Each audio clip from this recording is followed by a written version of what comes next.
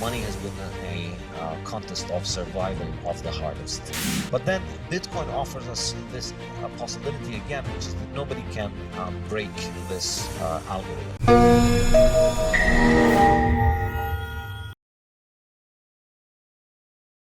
Why is it important that that limit exists? And what do you mean by hardest currency compared to other currencies?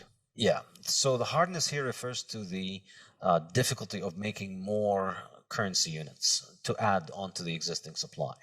And I think this is a big deal. And essentially, the first 4 chapters of my book focus on explaining why this is such a big deal. Because if you look historically at money, you find that money has been a contest of survival of the hardest. People are always looking for the hardest money available, and the ones who manage to find the hardest money manage to store their wealth in it successfully, whereas the ones who use an easy money will witness their wealth dissipate. So people will learn, but even if they don't learn, the market will brutally teach them the lesson by discounting and reducing the wealth of the people who put into easy money. So the end result is that more and more wealth will be concentrated in the harder money. And that's why historically, when societies that had harder money came into contact with societies that had easier money, the ones with the hard money were able to essentially buy up a lot of the resources of the easy money societies, because they could continue to make more of their money and therefore devalue the money and increase the supply of it. And there are many examples in my book about this. Seashells and glass beads and limestones all were used as money when industry made them scarce in certain times and places. But then when modern technology came and allowed for an increase in their supply, their value was declining. And then in the 19th century, we see this happen between gold and silver too. The price of gold and silver used to oscillate around 15 ounces of silver per 1 ounce of gold. And in 150 years, it's now somewhere around 100. It's gotten to around 120 recently. So the price of silver has been declining next to gold, and I think that can be explained by the fact that gold is harder. The supply of silver is being increased at a faster rate, and there was utility in the use of silver when money was physical, but then with the creation of essentially financial instruments that were backed by gold, you could use silver, you could use gold payments for small amounts of payments as well as large amounts of payments. So that kind of obsoleted the role of silver. And so everybody went with the harder money, and then the harder money appreciated and the easier money continued to lose its monetary status. Okay, so let me see if I've got this straight. So money is an abstract store of value, and you always wanted to represent value as such. So something like the exchange of labor or the exchange of efficiency, something like that. And you can correct me if I'm wrong there. You have to use something to represent that abstraction. And the problem with that is that there will be people who have control over the representation rather than contributing to the value.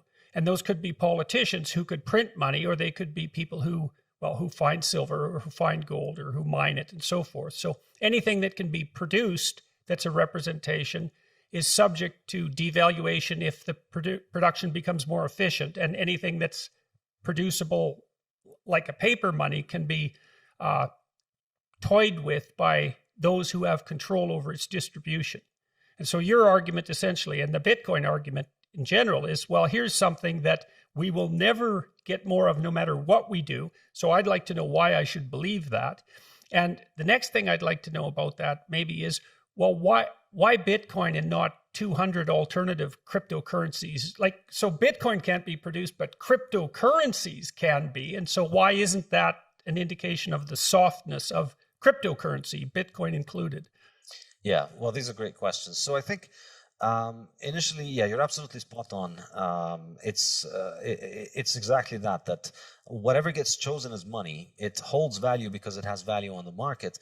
But as soon as it starts getting chosen as money, it gets into what I call the easy money trap, which is the people who can make more of it will try and make more of it. People will find a way and they will make more of it. And so the things that have ended up being used as money were always the thing that resisted that the most, the things that are the hardest. And so gold did an excellent job with that, because gold's chemistry naturally gives it that property, because gold is indestructible. So because we've been accumulating gold production over thousands of years, no matter how much gold we produce this year, it's still going to be a tiny fraction of all of the stuff that we've accumulated over the last 5,000 years. And so every year the gold supply increases by around 1.5%. And that's why it beat everything out. So the hardest thing ends up winning, whether people consciously realize that that is the case or just because of the realities of supply and demand. Every year we're making 5% or 20% or 30% more silver and maybe 100% more copper and larger quantities of all other commodities on the market, but we're only making 1.5 or 2% gold. So over time, gold holds on to its value, and over time that ends up being the best store of value. So gold resisted that, and then gold failed for issues we can talk about when we talk about the fiat standard. But then Bitcoin offers us this a possibility again, which is that nobody can break this algorithm. And I must say, this is really the reasonable skepticism about Bitcoin is that, it's just a line of code and then anybody can change it. It's a line of code, we can change lines of code all the time. Somebody can get under the hood and change the code.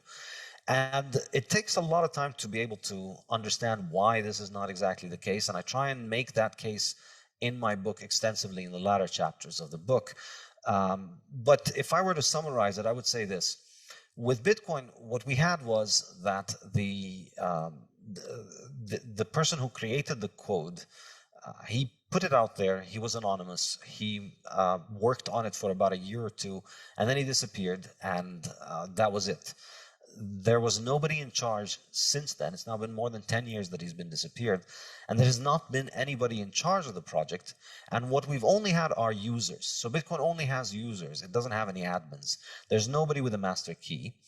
And this is kind of the simple way of thinking about it, which is 10 years of this thing operating without anybody being in charge, and with everybody who tried to change the consensus parameters, the most important parameters of the network, everybody who tried to change these ended up basically failing. And Bitcoin has maintained its consensus parameters to the point where you could run it according to the same code that was available in 2009, and you could still make it interoperable with the current chain. And that's something that is unique about Bitcoin, which is that it is the coin that, I like to call it the Immaculate Conception. Somebody made these coins. Anybody could have mined the coins from the first day. They announced the currency and they said, I'm going to start running it on this day. And anybody could have joined. And since then, everybody who got Bitcoin at the market price or because they mined it and expended resources, which roughly cost them close to what the market price was. So there are no insiders in Bitcoin. And Bitcoin has operated this way for 12 years now. And this is kind of the sociological explanations for it. Now, to get more technical in terms of the explanations, basically Bitcoin is a distributed network. And so anybody can run the code on their own computer, and the network functions according to the consensus parameters that everybody agrees upon.